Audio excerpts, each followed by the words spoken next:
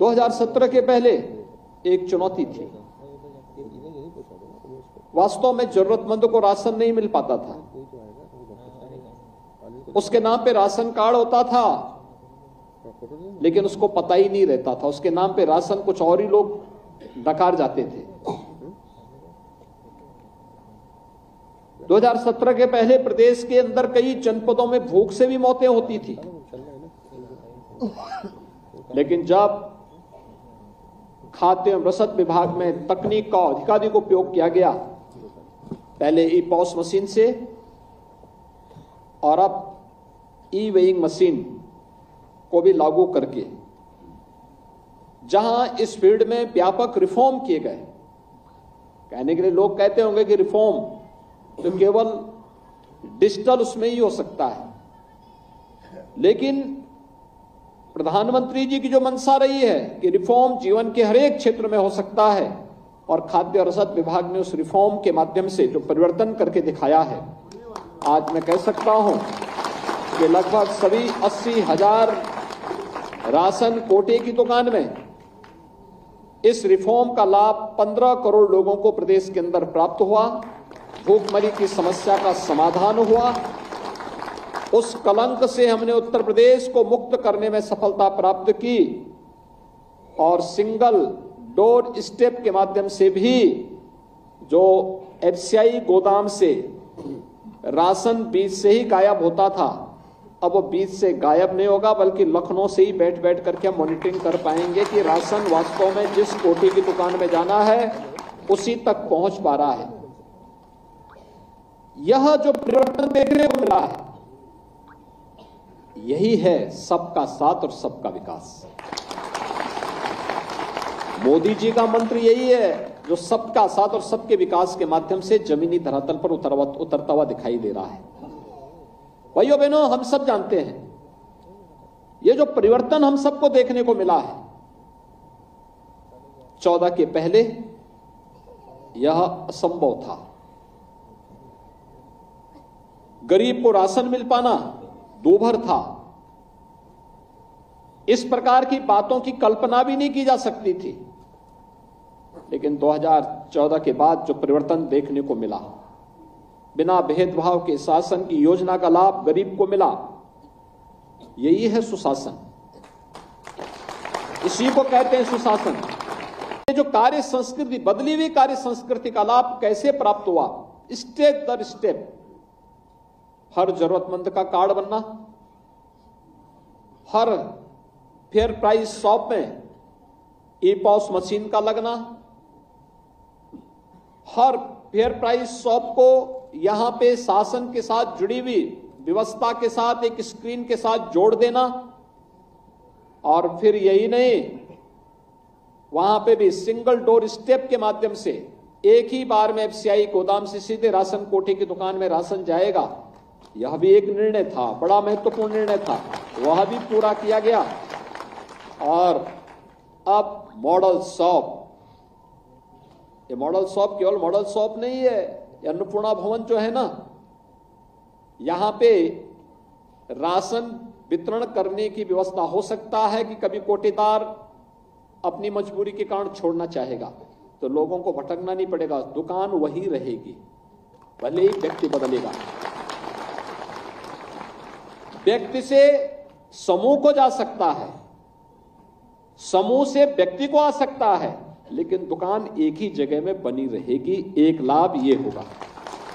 दूसरा, राशन वितरण के साथ साथ व्यक्ति जब आएगा तो उस राशन की दुकान में अन्य सामान भी लोगों को मिल जाएंगे।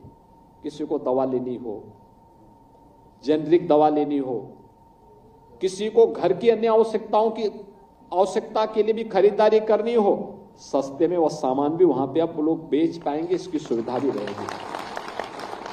तीसरा, राशन जो आएगा उसके लिए एक स्टोर भी रहेगा, गोदाम भी रहेगा उसके साथ ही जुड़ा हुआ, जिसमें लोग सुरक्षित रख भी पाएंगे। ऐसा नहीं, पहले होता क्या था, राशन की दुकान एक जगह और स्टोर कहीं और जगह, तो उसमें भी घालमेल होता था। यह भी बंद। और सबसे महत्वपूर्ण बात जो होनी है वह है कि एक ही जगह कॉमन सर्विस सेंटर की सुविधा। कॉमन सर्विस सेंटर, सर्टिफिकेट, जमीन का कागज ले ले, जन्म है, मृत्यु है, आयु है, जाति है, सभी प्रमाण पत्र की सुविधा वहीं पे एक ही जगह एक ही स्थान पे, यानी राशन की दुकान ही नहीं है, बल्कि यह एक मोदी मॉडल, एक नया, अब गरीबों की, जरूरतमंदों की सुविधा के लिए एक ही जगह आपको उपलब्ध हो पा रहा है। इतनी ढेर सारी सुविधाएं मिल रही हैं और आज 1100 दुकानें हो रही हैं। आप देखना बहुत शीघ्र इसको हम सभी 80,000 दुकानों तक पहुंचाने का काम करेंगे। बहुत बड़ा कार्य हो रहा है। जब सरकार संवेदनशील होती है तो सरकार आपको सुरक्षा भी देती है और सरकार आपकी समृद्धि का द्वार भी खोलती है और सरकार आपको गरीब कल्याणकारी योजनाओं का लाभ भी आपको उपलब्ध करवाने का कार्य करती है।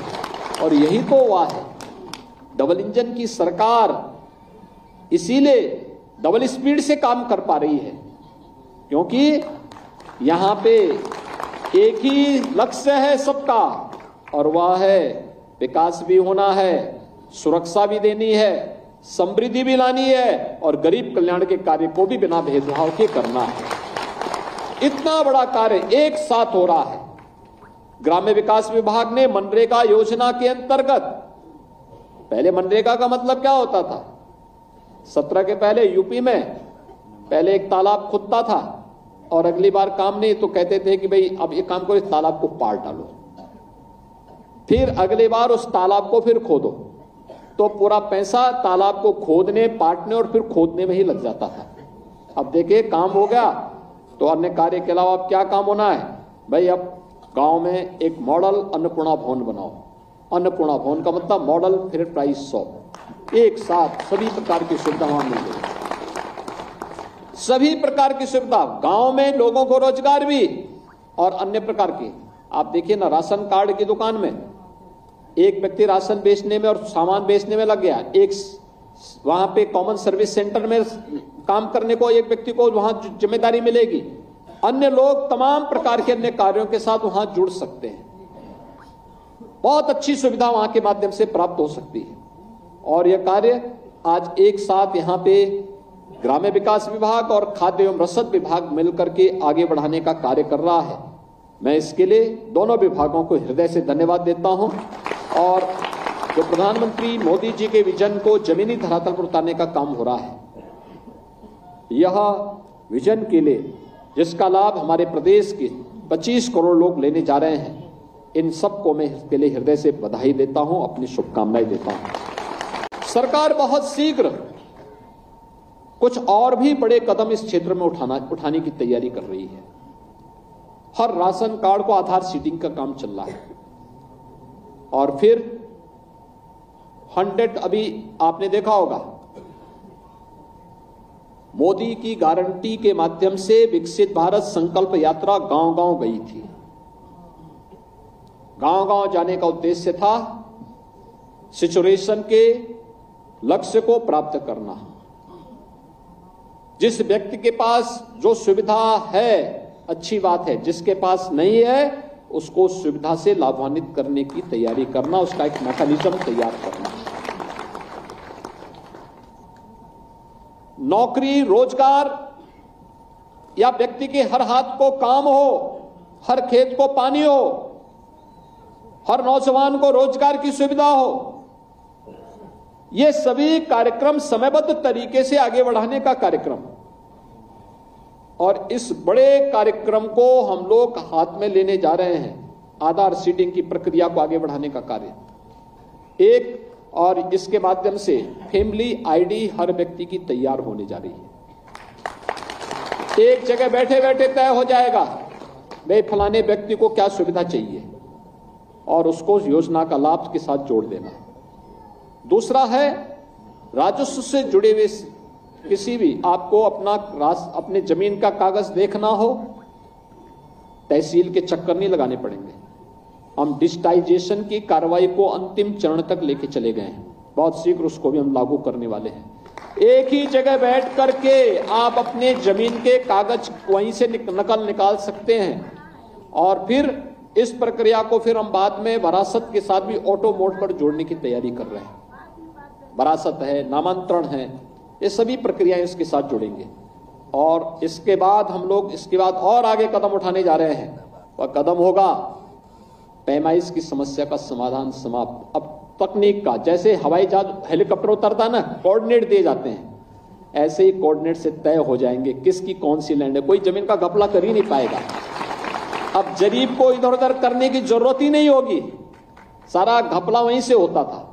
अब तो एक ही जगह बैठ करके वहां से सब तय हो जाएगा किसकी लैंड कितनी कहां पे है और सारे विवाद तकनीक के माध्यम से कैसे समाप्त हो सकते हैं। इस दिशा में भी उत्तर प्रदेश जैसा राज्य अगर इस दिशा में आगे बढ़ जाएगा, मुझे लगता है गरीबों को कितना लाभ प्राप्त हो जाएगा। हर गरीब के चेहरे पर खुशहाली आएगी, उसकी आमदनी बढ़ेगी।